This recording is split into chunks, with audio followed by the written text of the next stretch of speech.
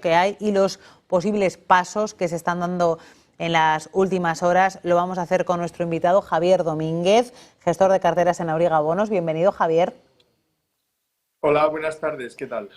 Pues quiero hablar contigo del órdago que ha lanzado Estados Unidos a China. Se habla de aranceles ahora del 245%, mientras ayer decía Donald Trump que es que igual a Estados Unidos le convenía que el mundo tuviera que elegir entre ellos o China. Hoy China ha intentado hacer una llamada a la calma y ha dicho que están dispuestos a sentarse a hablar con Estados Unidos para hablar de esos aranceles siempre y cuando haya respeto al país.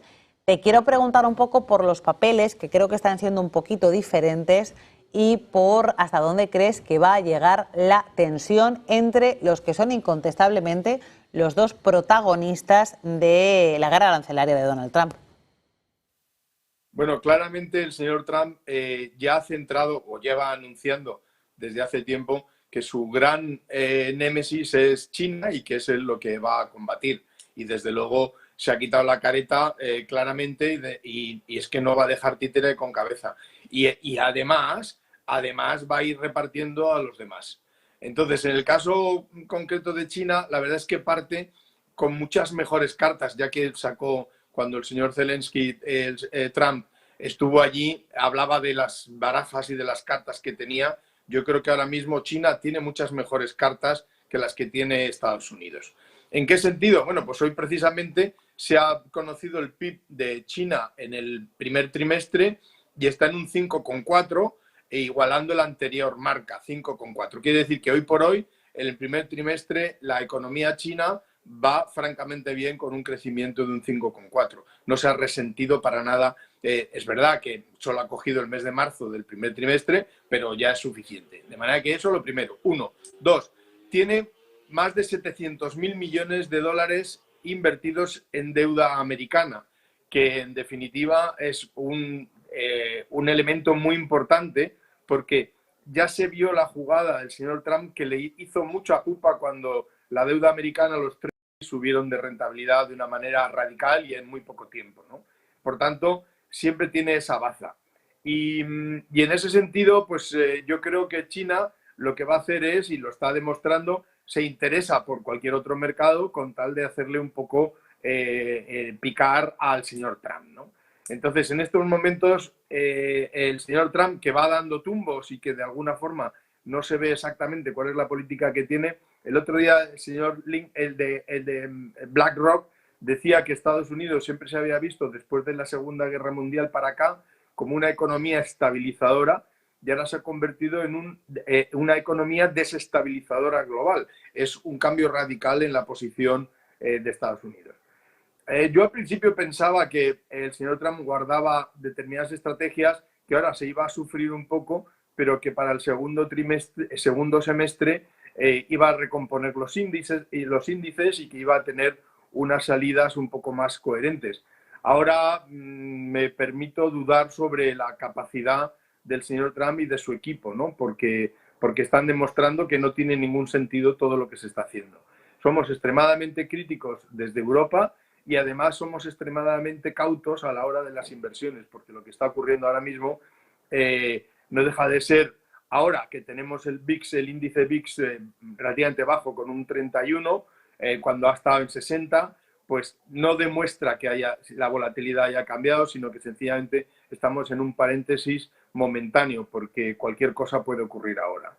Entonces, es el momento de volver a hacer la llamada a la diversificación. Hay que diversificar las inversiones, hay que tener muchísimo cuidado con la renta variable, hay que tener muchísimo cuidado con la renta variable USA, o al menos o todas las inversiones, si se denominan teniendo en cuenta que somos europeos y que nuestra divisa bandera es el euro.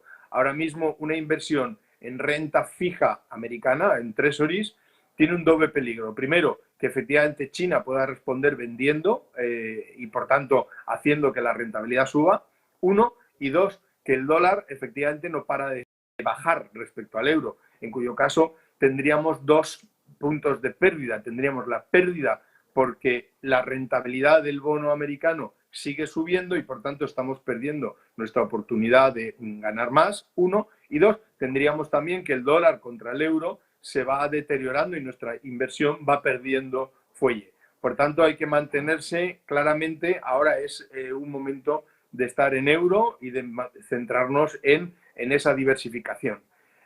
¿Cuál? Pues también volviendo al viejo sistema del 60-40 para diversificar las inversiones, que es lo único que ha demostrado a lo largo de la historia que funciona: tener diversificado, no concentrar riesgos y, por tanto, ser cautos en todos esos temas.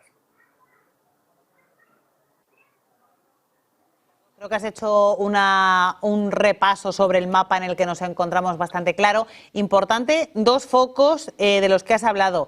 Ese impacto en el mercado de renta fija norteamericano que ahora mismo está controlando China, con el peligro que eso supone para Donald Trump, y luego ese impacto en el dólar. Es verdad que a Trump le interesaba un dólar barato, un dólar bajo, pero no sé hasta qué punto se le está yendo de las manos. Por cierto, quiero comentar contigo, habla Powell hoy, esta tarde a las 7:15, 7:30, entiendo que no dará mucho detalle y que va a seguir con el esperar y ver y con intentar mostrar que no se siente presionado por Trump. Así es, desde luego. El señor Powell ha demostrado, ya lo vivió al señor Trump en el primer mandato, y también mantuvo una posición tremendamente neutra y neutral y jamás se dejó influir. Entonces, ahora mismo yo creo que tiene unas mejores cartas el señor Powell, porque en definitiva la subyacente, el IPC subyacente en Estados Unidos, el último dato que tenemos es de un 2,8. 2,8 es bajísima respecto a lo que teníamos antes, ¿no? Entonces, tiene ahora los tipos de interés al 4,5 con una inflación subyacente del 2,8. Tiene un hueco enorme para poder bajar. Es decir, podrá hacerlo si considera. Recordemos que el mandato del señor Powell es la inflación y también el empleo. Veremos qué datos de empleo pueden salir o cuáles son los que están manejando, porque de momento lo que es el tipo de interés al 4,5 respecto a la inflación subyacente 2,8 tiene hueco para bajar, y así poder contentar, o al menos poder darle largas al señor Trump en sus apretones para que baje los tipos. Yo, si fuera el señor Powell, bajaría un cuartillo en la siguiente reunión, que es a finales de este mes. Pues Javier, un segundo, que me voy a ir a la apertura de Wall Street y continúas, ¿vale? Perfecto. Pues ya van a dar las 3:30 de la tarde a la Central Europea, lo que quiere decir que empieza la cotización de este intenso miércoles en el mercado de renta variable norteamericano. Gallup New York City es la compañía encargada de llevar a cabo el toque de campana que se va a producir en estos instantes. Un toque de campana que, si todo transcurre según lo previsto, va a ser negativo, con caídas que se prevé en los futuros. Va a liderar el índice tecnológico Nasdaq, con una compañía como Nvidia lastrándolo más de un 6% por el absoluto miedo, pavor que hay en la compañía al impacto de las restricciones de venta de sus chips a China. Era algo de lo que Nvidia ya alertó, pero es que ya le ha puesto cifra. En directo, Nise, conectamos.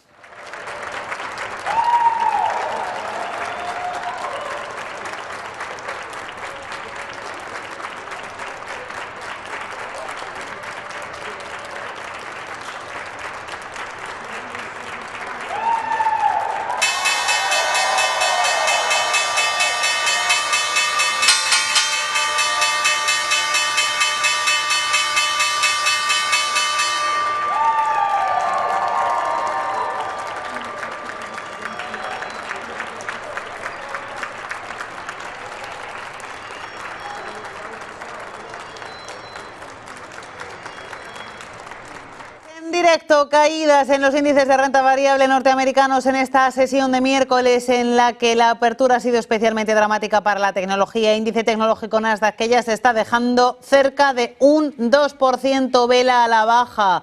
Está cayendo más el Nasdaq ahora de lo que pronosticaban los futuros. Caídas para el Nasdaq del 1,8%, 18.488 puntos.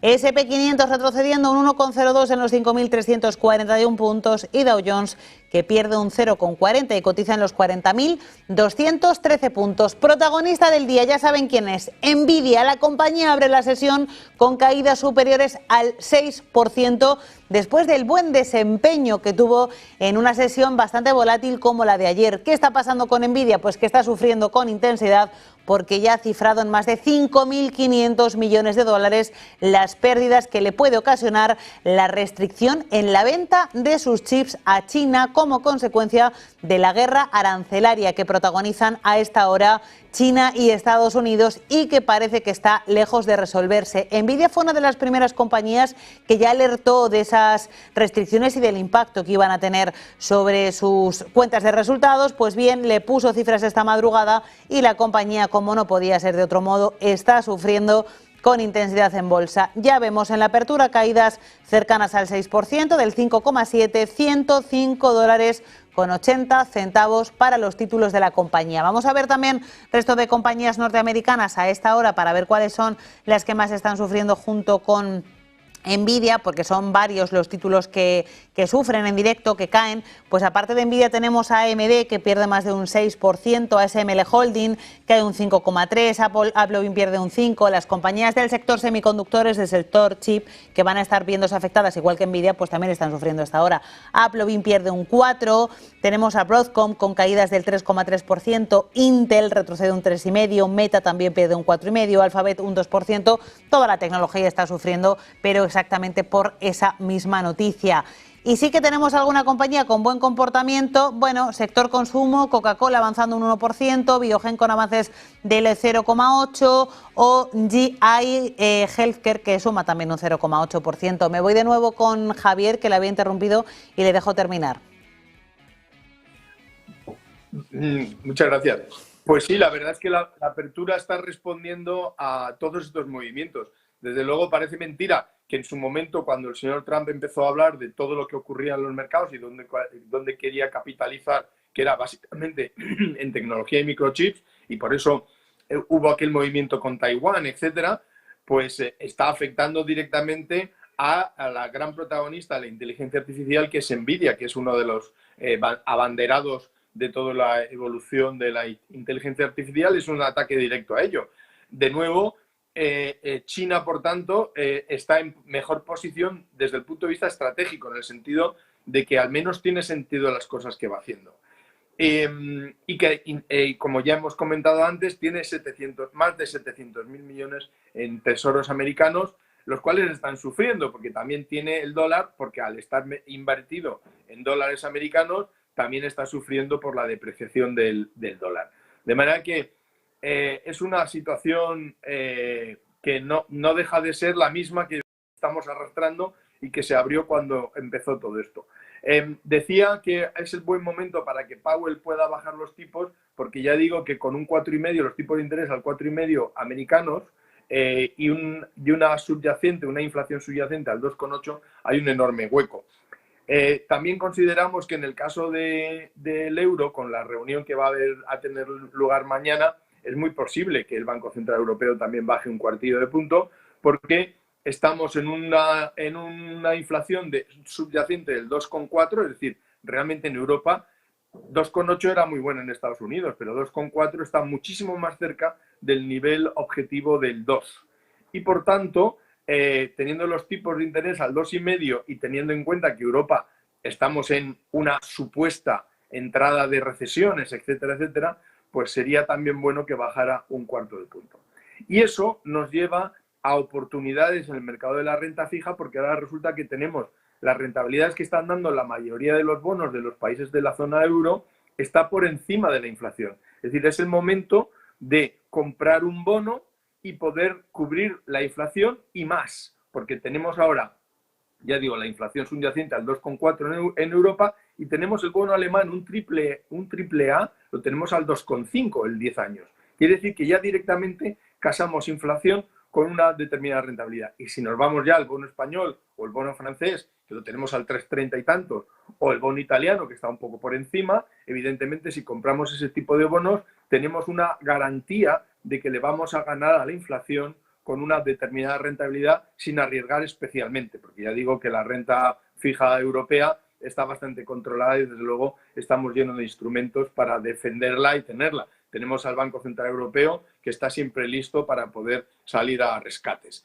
De manera que esa es la oportunidad ahora mismo. Inflación baja, tipos de rentabilidad de los bonos que no se han visto todavía, no se han visto acosados por el hecho de que estas bajadas de tipos que están haciendo los bancos centrales se hayan reflejado en ellos, ¿no? Entonces, yo recomiendo, desde luego, una entrada en bono europeo hoy por hoy porque está dando una mejor rentabilidad que la propia inflación.